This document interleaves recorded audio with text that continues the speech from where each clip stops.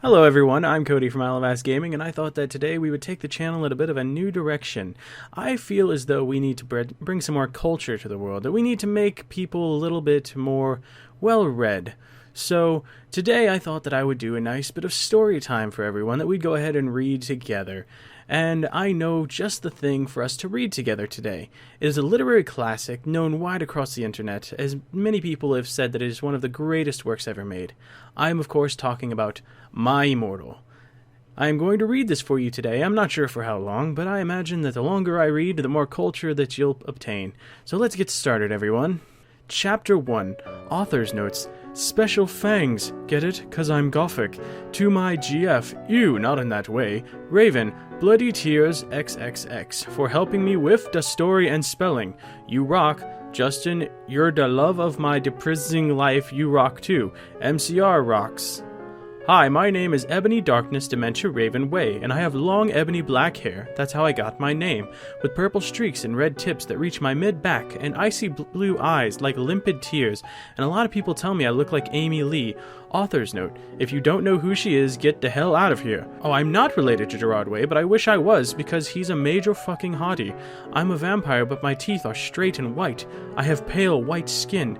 I'm also a witch, and I go to a magic school called Hogwarts in England, where I'm in the 7th year.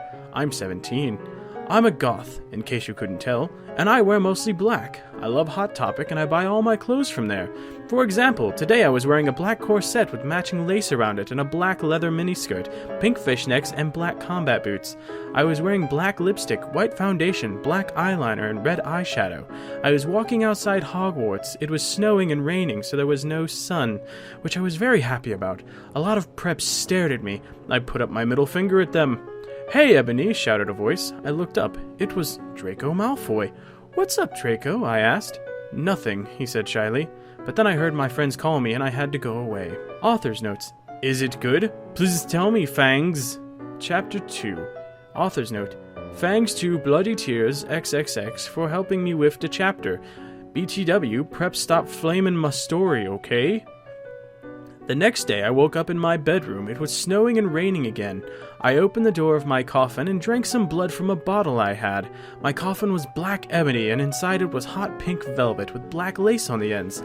I got out of my coffin and took off my giant MCR t-shirt, which I used for pajamas.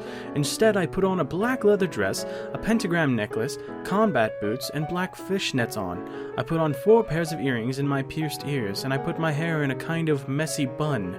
My friend Willow, author's note, Raven, this is you, woke up, then grinned at me. She flipped her long waist-length raven black hair with pink streaks and opened her forest green eyes. She put on her Marilyn Manson t-shirt with a black mini, fishnets, and pointy high-heeled boots. We put on our makeup, black lipstick, white foundation, and black eyeliner. OMFG, I saw you talking to Draco Malfoy yesterday, she said excitedly. Yeah, so, I said, blushing. Do you like Draco? She asked as she went out of the Slytherin common room and into the Great Hall. No, I so fucking don't, I shouted. Yeah, right, she exclaimed. Just then, Draco walked up to me. Hi, he said. Hi, I replied flirtily. Guess what, he said. What, I asked. Well, Good Charlotte are having a concert in Hogsmeade, he told me. Oh my fucking god, I screamed. I love GC. They are my favorite band besides MCR. Well, do you want to go with me, he asked. I gasped. Chapter 3. Author's note. Stop flammin' the story, preps, okay? Otherwise, Fangs to the Gothic people for the good reviews. Fangs again, Raven. Oh yeah, by the way, I don't own this or the lyrics for Good Charlotte. On the night of the concert, I put on my black lace-up boots with high heels. Underneath them were ripped red fishnets. Then I put on a black leather mini dress with all this corset stuff on the back and front. I put on matching fishnets on my arms. I straightened my hair and made it look all spiky. I felt a little depressed then, so I slit one of my wrists. I read a depressing book while I waited for it to stop bleeding and listened to some GC. I painted my nails black and put on tons of black eyeliner.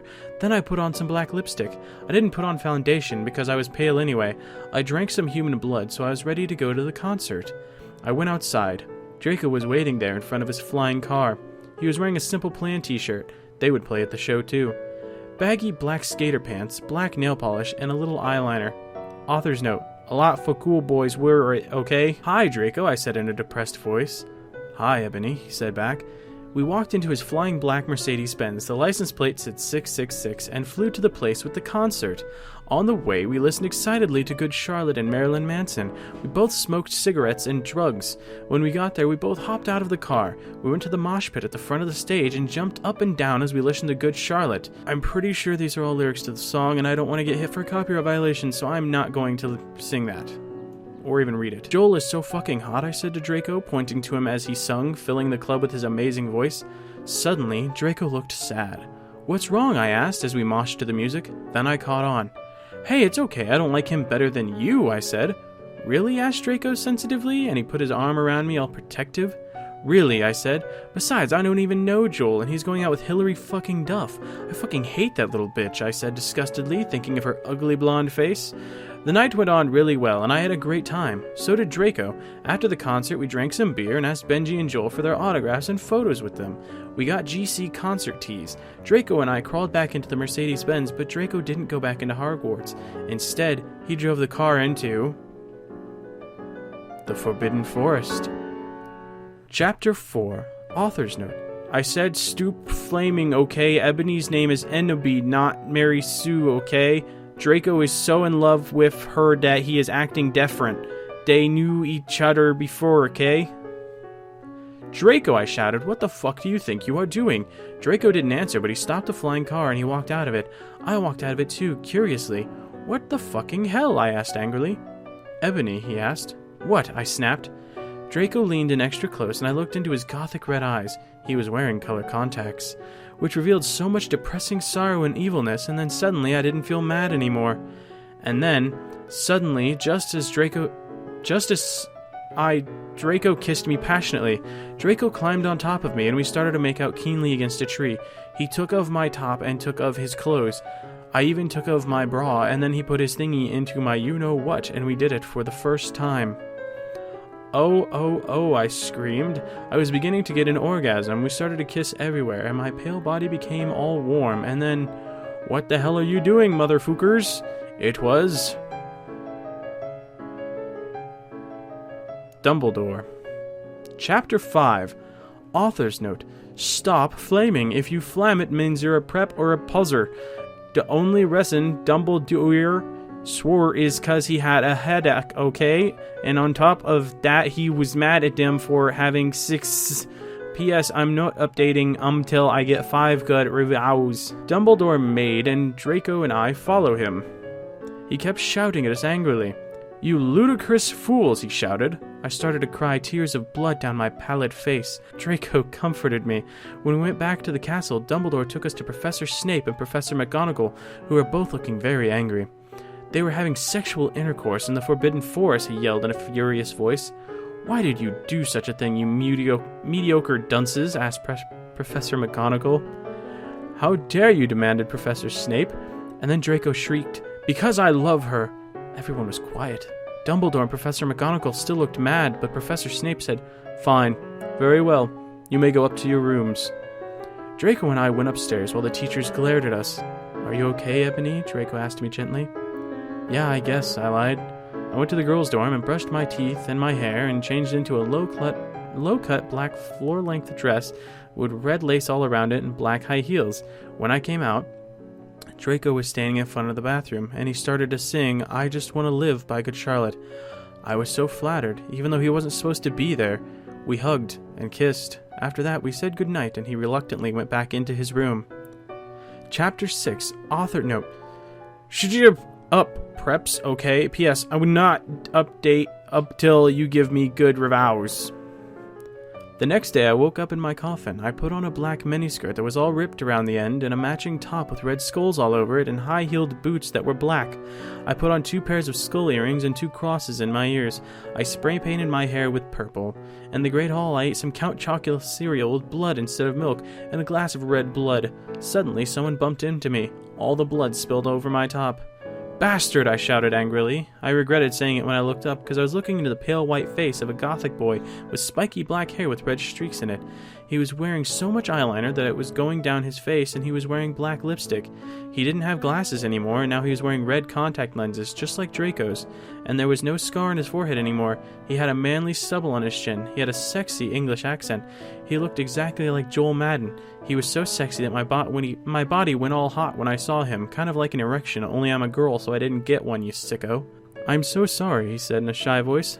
That's alright. What's your name? I questioned. My name's Harry Potter, although most people call me Vampire these days, he grumbled. Why? I exclaimed. Because I love the taste of human blood, he giggled. Well, I'm a vampire, I confessed. Really? He whimpered. Yeah, I roared. We sat down to talk for a while. Then Draco came up behind me and told me he had a surprise for me, so I went away with him. Chapter 7. Bring Me to Life. Author's Note.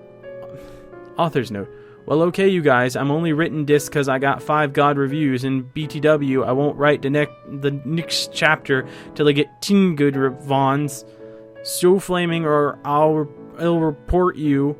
Ebony isn't a Mary Sue, okay? She isn't perfect. She's a Satanist, and she has problems because she's depressed, for God's sake. Draco and I held our pale white hands with black nail polish as we went upstairs. I was wearing red Satanist sings in my nails and red nail polish.